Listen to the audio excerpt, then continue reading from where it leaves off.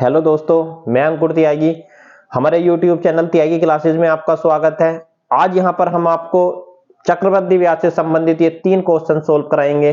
तो 5 मिनट हमारे साथ वीडियो में बने रहेंगे। तो हमारा आज का पहला क्वेश्चन है, रुपए 3000 का 20% चक्रवृद्धि ब्याज की दर से 2 वर्ष का चक्रवृद्धि मिश्रधन ज्ञात कीजिए। तो भाई हमें ये 3000 रुपए की धनराशि दी है,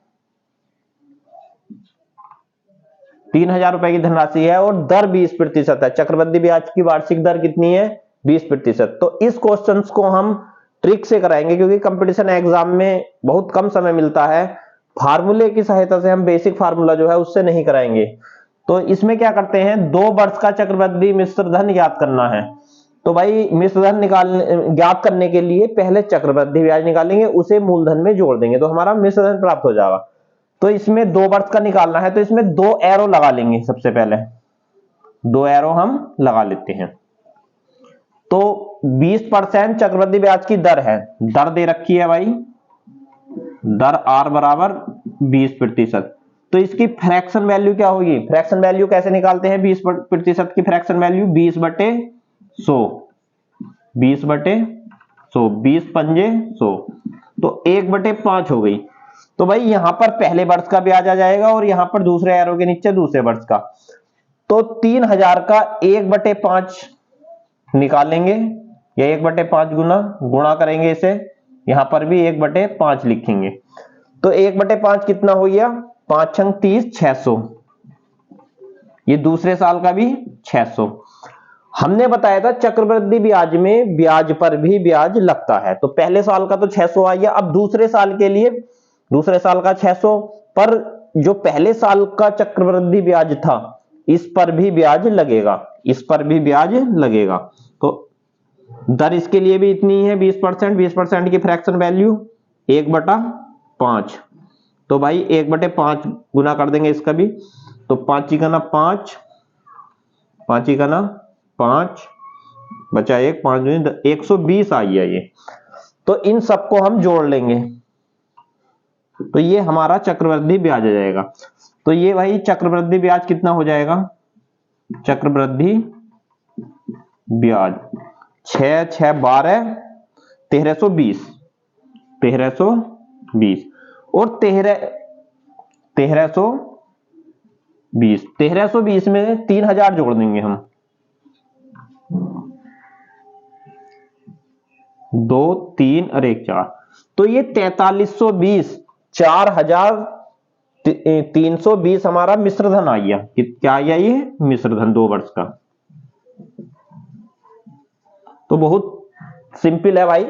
3000 की राशि ली, 20% की फ्रैक्शन वैल्यू 1/5, 100 से भाग करके निकाल देते हैं और 2 एरो लगाए, 1/5 से गुणा, इधर 1/5 से 600 600। फिर चक्रवृद्धि ब्याज में पहले वर्ष के ब्याज पर भी ब्याज लगा, 1/5 गुना करा इसका 600 का, तो 120। इन सबको जो ये हमें प्राप्त हो रहा है ये चक्रवृद्धि ब्याज हो जाएगा 1320। इसमें हमने जो मूल राशि थी, हमारा मूलधन था, उसे हमने जोड़ दिया, ऐड कर दिया, तो 4320 रुपए आ गया। तो उम्मीद ऐसी है आपको ठीक से समझ आ गया होगा। अब हमारा नेक्स्ट क्वेश्चन देखिएगा। नेक्स्ट क्वेश्चन में क्या है, 10,000 रुपए की राशि है, 10% वार्षिक ब्याज की दर पर 3 वर्ष के लिए दिया गया है। 3 वर्ष के लिए दिए गए अवधि के अंत में चक्रवृद्धि ब्याज कितना होगा? भाई 10,000 रुपए का धन है, 3 वर्ष के लिए दिए गए हैं ये उधार किसी को। तो ये 10,000 हम यहां पर लिख लेंगे। तो भाई 3 वर्ष का 10% की दर से 3 वर्ष का चक्रवृद्धि ब्याज याद करना है इसमें। तो 3 वर्ष के लिए 3 एरो लगा लेंगे इसमें, ये हम 3 एरो लगा देंगे। और 10% की फ्रैक्शन वैल्यू कितनी होगी? 10/100, या कह सकते हैं 1/10। तो यहां पर भी हम 1/10 से गुणा कर देंगे और यहां पर भी 1/10 से, और यहां पर भी 1/10 से। तो ये पहले साल का, ये दूसरे साल का, और ये जो है तीसरे साल का। तो 10,000 का 1/10 1000, यहां पर भी 1000 और तीसरे साल का भी 1। अब दूसरे साल के लिए क्या है, पहले साल का जो 1000 ब्याज आया था इस पर भी ब्याज लगेगा। तो इसका हम 1/10 निकाल लेंगे 1000 का, तो ये हो जाएगा 100। अब तीसरे साल के लिए ये सारा जो है इतना, इस सभी पर ब्याज लगेगा। या तो इसे जोड़ के एक साथ 1/10 निकाल दो, या अलग अलग भी लिख सकते हैं। तो तीसरे साल के लिए पहले साल का जो 1000 ब्याज था इस पर लगेगा 1/10 इसका 1000 का, तो 100 आ जाएगा यहां पर। इसका भी 1/10, ये भी 100 आ जाएगा। अब इस 100 का भी 1/10 निकालेंगे, ये आ जाएगा हमारा 10। तो भाई इस सब को हम, जो हमें प्राप्त हो रहा है, ये जितनी संख्याएं ये प्राप्त हुई हैं इन सबको हम जोड़ देंगे, वही हमारा चक्रवृद्धि ब्याज आ जाएगा 3 साल का। तो 1 2 3, 3000 तो ये हो गया, 310, 3000 में 3310 या 3310। तो भाई ये 3310 रुपए हमारा 3 साल का चक्रवृद्धि ब्याज आ गया, चक्रवृद्धि ब्याज। ये ही हमारा दूसरे क्वेश्चन का आंसर हो गया। तो उम्मीद ऐसी है आपको ये शॉर्ट ट्रिक तीरों की सहायता से अच्छे से समझ में आ रही होगी।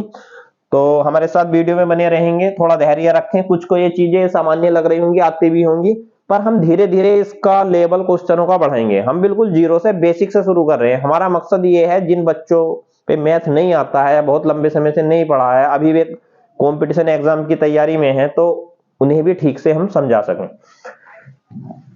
तीसरा क्वेश्चन है, किसी धन का 10% चक्रवृद्धि ब्याज की वार्षिक दर से मिश्र धन 6655 हो जाता है, तो वह धन ज्ञात कीजिए यदि 3 वर्ष तक ब्याज पर रहा हो। तो भाई इसमें हमें धन निकालना है, वो राशि कितनी थी। अब का हमें क्या है, मिश्र धन दिया है और मूलधन निकालना है। तो इसमें क्या करते हैं, ये थोड़ा अच्छा क्वेश्चन है, मोस्ट लगा लीजिए इस पे। तीसरे क्वेश्चन पर 10% की दर है, दर कितनी है 10%। तो भाई 10% की फ्रैक्शन वैल्यू क्या हो जाएगी 1/10। अब 1/10 का हम क्या करेंगे, क्यूब करेंगे, घन करेंगे। 1/10 का हम क्यूब करेंगे। क्यों करेंगे क्यूब, क्योंकि इसमें जो है हमें 3 वर्ष की निकालनी है। 2 वर्ष की निकालनी होती तो स्क्वायर करते। फ्रैक्शन वैल्यू में जो बटे में आया, इसका हर था 10, इसका हम क्यूब करेंगे, तो 10 का क्यूब 1000। ध्यान से समझिएगा, ठीक है 1000। अब भाई देखिए 1000 का 3 वर्ष का निकालना है, तो 3 एरो लगा लो। ये हमने 3 एरो लगा लिए, यहां पर पहले वर्ष का, यहां पर दूसरे वर्ष का, और यहां पर तीसरे वर्ष का। तो दर कितनी है, दर 10%। तो 10% की फ्रैक्शन वैल्यू, 10% की फ्रैक्शन वैल्यू वही 1/10 हो जाएगी। 10/100 या 1/10। तो 1/10 करा इसका, और इसका भी 1/10, और हम इसका भी 1/10 करेंगे। तो यहां पर पहले साल का 100, दूसरे का भी 100, तीसरे का भी 100। अब हमने बताया दूसरे साल में जो है पहले साल के ब्याज पर ब्याज लगता है, तो इस 100 का 1/10 कितना हो जाएगा 10। अब तीसरे साल के लिए ये सारा जो है इतना जो राशियां लिखी हुई हैं, इन सब पर जो ब्याज है पहले साल का और ये दूसरे साल का, पहले और दूसरे साल के ब्याज पर भी ब्याज लगेगा तीसरे साल का ब्याज निकालने के लिए। तो इस 100 का 1/10 10, इस 100 का 1/10 10, और इस 10 का 1/10 1। तो इन सबको जोड़ दीजिएगा, ये हमारा क्या आ जाएगा, चक्रवृद्धि ब्याज आ जाएगा ये। तो भाई ये कितना आएगा चक्रवृद्धि ब्याज, 100 200 300 330 331। तो ये भाई चक्रवृद्धि ब्याज ये कितना आ जाएगा हमारा, या कह सकते हैं चक्रवृद्धि ब्याज, ये इन सबको जोड़कर 331। पर वास्तव में हमें इसमें किसकी वैल्यू दी है, मिश्रधन की। तो मिश्रधन निकाल लो। हमने बताया था चक्रवृद्धि ब्याज में हम मूलधन जोड़ देंगे। हमने मूलधन ये क्या 1000 माना, ये माना है, वास्तव में ये है नहीं, ये भी माना था हमने इसका क्यूब करके। तो 1000 हम जोड़ देंगे, 1 3 3 1 1331 आ गया भाई। तो इसमें अब हम क्या करेंगे, कितने गुना है भाई ये 5 या 15, पर वास्तव में हमें मिश्रधन हमारा कितना आया, ये मिश्रधन 1331, पर वास्तव में है कितना वास्तव में हमारा ये 6655 है। कितने गुना है? 5 गुना। ठीक है, ये बात ध्यान से समझिएगा। 5 कम 5, 5 या 15 का 5 हासिल लगाए, 5 या 15 एक 16 का 6 हासिल लगाए, 5 और 1 6। 1331 कितने गुना है? 6655 का 5 गुना। तो हमने जो माना था इसका मूलधन, इसका भी हम 5 गुना कर देंगे, इसका भी हम 5 गुना कर देंगे। तो भाई ये कितना आ जाएगा? 5 गुना कर दिया तो हमने इसका 5000 रुपए।